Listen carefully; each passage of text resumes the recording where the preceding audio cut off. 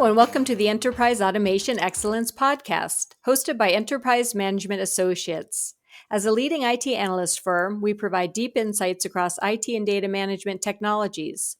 In this podcast, we explore how automation drives business processes, analytics, development, and infrastructure. Join hosts Dan Twing and Tom O'Rourke as they discuss the evolving automation landscape, share strategies to optimize your tools, and guide strategic decisions for your automation portfolio. Now, let's dive into the world of automation excellence. Hi, and welcome to the Enterprise Automation Excellence Podcast. Automation is an integral part of every enterprise. It's been around for more than 50 years in various forms, and it's used to manage business and operational processes, analytics, development, infrastructure. In fact, there's really not much an enterprise does that isn't touched in some way at some part of the process by automation. It's invisible when it works, going unnoticed by the executive team until there's a significant issue. In this podcast, we're going to discuss ways to look at the different categories of enterprise automation, what's driving the evolution in automation, how to get more out of your portfolio of automation tools, and how to make decisions about when to add new tools and when to retire legacy tools. So, who are we? Well, I'm Dan Twing. I'm President and COO at EMA and Principal Analyst for our Intelligent Automation space. And with me is Tom O'Rourke. And Tom, I'll let you introduce yourself. Oh, thanks, Dan. So, I'm Tom O'Rourke, and I've been working in the enterprise software space for 30 years now, focused on automation in a number of different domains throughout that time, most recently looking at workload automation. And so Dan and I are going to partner up on this podcast series because what we believe we can do is bring a industry-wide viewpoint across everything automation based on our conversations with vendors, system integrators, and customers, and share our perspectives and opinions on this. It's not a secret if you've ever talked to Dan or I, both of us are very bullish on the benefits of automation. I've certainly spent a lot of time researching in this space on a variety of automation topics. Tom has overseen a number of products in this space. And when the two of us get together, we have some really interesting conversations that we decided maybe we should be recording some of these and making them available to others. And that's what we hope to do here. For those of those people who know both of us in the automation space, we are legendary for taking a 30-minute conversation and turning it into a 4 or 5 or 6 hour conversation. Good news, however, is it's our intent with this podcast to keep these episodes focused on a single topic and, in the range of 15 to 20 minutes. So who's this for? Well, first up, we're looking to speak to technology and operation leaders who are interested in having a strategic view of the automation landscape and the opportunities to get more out of the investments that they're making in automation. They have a need to be able to, serve the business with high uptime, reduce friction, and lower costs, while also managing the rate of technology advances and balancing agility against mitigating business risks. And we also want to be able to speak to the automation leaders and the teams building automation centers of excellence who are actively addressing many of the topics that we plan to cover. So what's in scope? We intend to focus predominantly on the enterprise automation landscape, which would include things like business and operational processes, so tools like BPM, RPA, low-code, no-code, and other forms of services. Infrastructure as code, include compute, storage, network, security, cloud, and containers, and the automation that goes into that environment, setting it up and managing it, monitoring it. Forms of data automation, ETL, data flow streaming, task automation, which can include managed file transfer and workload automation, software development and really the DevOps pipeline, CI/CD processes and the automation there, as well as IT processes, asset and configuration management, onboarding, identity management, support, and help desk. This is a pretty big and broad list, but at the core of all of them is the use of automation in order to be able to deliver each of these capabilities in a reliable and an efficient way. More importantly, aside from the fact that these are all categories of enterprise tools, is that when you dig deep into these things, when you talk to companies that are using these tools, they will tell you that the business runs on these tools. Whether they're relying on CI/CD processes, whether they're relying on ETL, whether they're using workload automation, if those tools keep working, nobody knows they're there. And when they break, everybody in the C-suite is aware of it. Success drives the use of these automation tools in production, while also addressing the need to be able to comply with change controls and other regulatory requirements such as SOC. It's also important that we have to recognize when we look at the practices around the use of automation that outages can impact business activities. So it's really critical to understand which processes are involved in core business activities and make sure that the automation is being delivered in a way to make them more resilient, to make them secure, and to be able to build for large-scale usage. Now, across all of these categories, smaller organizations generally have a handful of these tools. The largest organizations will have tools in all of these categories, and they often are addressing the fact that they have multiple tools in each category. They may have, 3 different tools for managed file transfer, or, different divisions have development tools that are using different CI/CD mechanisms to automate their software development and delivery. We're hoping to be able to address this whole range of needs as we proceed along the way. However, there are some things that we are looking to keep out of scope. We're not interested in getting into, personal automation or home automation or industrial automation. We're focused on the tools that make the enterprise run. We're not going to get involved in doing product comparisons here. There are other places that are better set up to handle that. And, we're really coming at this from a strategic perspective. So we're not going to drive down into the details of how do I do X with tool Y. Now, one thing that as we move into the topic we wanted to discuss this week, this is one that might seem not obvious as an automation discussion, but Tom and I have been talking since it initially happened about the big outage caused by the CrowdStrike issues. And, there is an automation aspect to this that I think Tom has some pretty interesting thoughts on that will give you a sense of, as we get into this podcast, how far we expect to go in terms of the outcomes and the impacts when automation isn't run well. And Tom, why don't you talk about what you saw when you heard about CrowdStrike? As we're recording this, the CloudStrike outage is about 6 weeks in the past. And I'll note that, I have a personal stake in this, that, I spent a lot of time in an airport on the Friday that CloudStrike occurred, but I was one of the fortunate ones. I made it home that night. I saw a lot of people whose lives, their travel plans were significantly disrupted.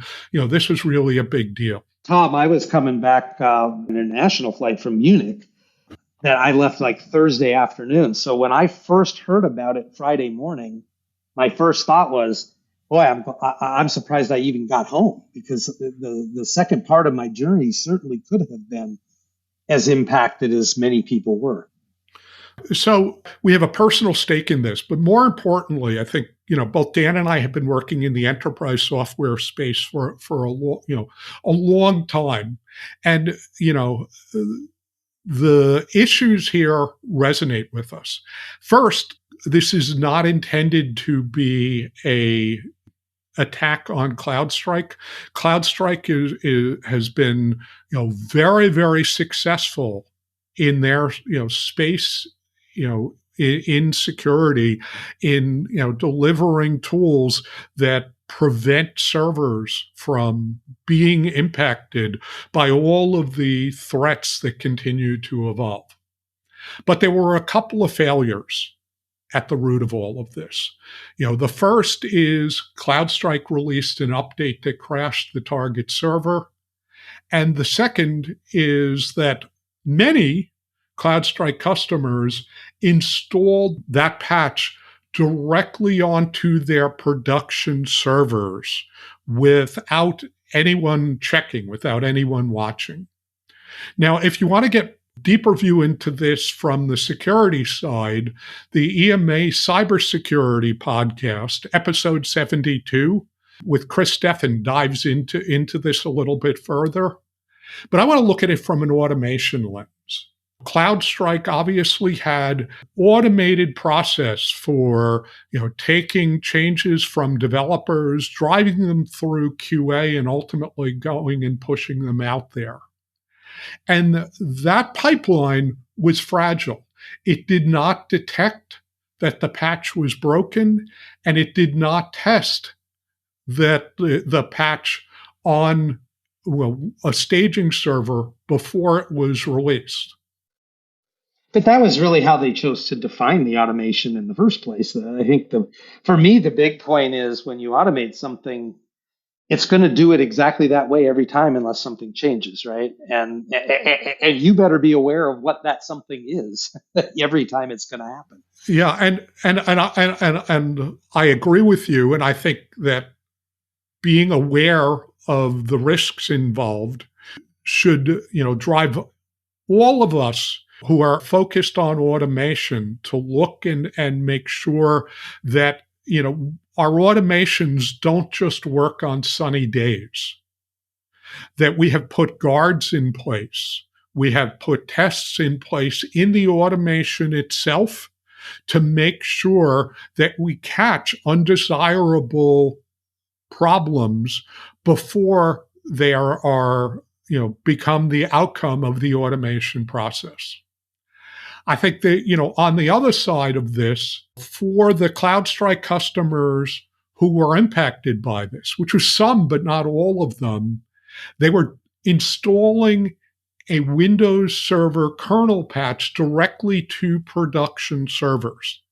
Now, that's a high-risk activity, and when it works, obviously, you've streamlined the process and you've shortened the period of time that a threat vector could be used to attack those servers. But there's a risk in there, and that risk needs to be considered in the context of what happens if something goes wrong. Well, and Tom, don't you think, so when it was set up originally, you can imagine, right? We have a risk of zero-day attacks. The sooner that we can get updated patches installed, the sooner we're protected. And automating that is a great choice, because you can count on it. And once you've tested it, it will work the same way every time. And that's a great way to ensure that those patches get done in a timely fashion to keep the zero-day risk down. Yep. The miss here is the high risk nature of what was being deployed, and the miss that maybe that automation step needed to include a test server of some sort, or some way to verify in the course of the automation, so that you still get it out there quickly, but with some safeguards, as you pointed out. Right. And in this case, the issue was so evident that you crashed the server when you tried to start it up again after installing the patch. Running it through a staging server within the customer environment, putting it on the QA servers before you push it out to production would, help to reduce the risk that you would find yourself in a place like this along the way. Learning from it, installing a high-risk patch everywhere all at once without confirming that it works properly, not so good. I think additionally, what this brought to light is that this was a local process. There were a few people within the security team who were aware that it was going on. There were a few people who were Windows servers administrators who were aware that it was going on, but it wasn't something that the larger organization was aware of.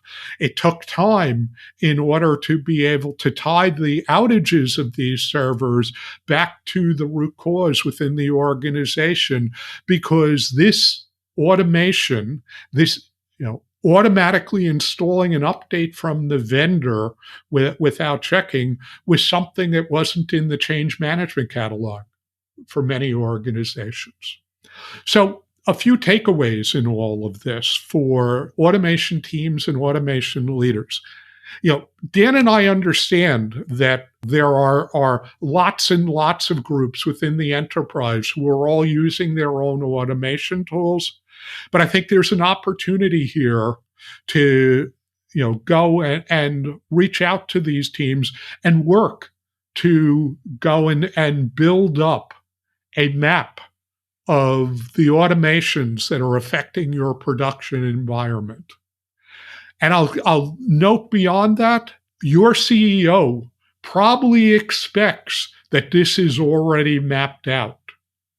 And in fact, to take it a step further, when your CTO or your chief risk officer or somebody else in the organization signs up for the fact that there are regulatory controls in place to make sure that we control all changes, this should be on their radar.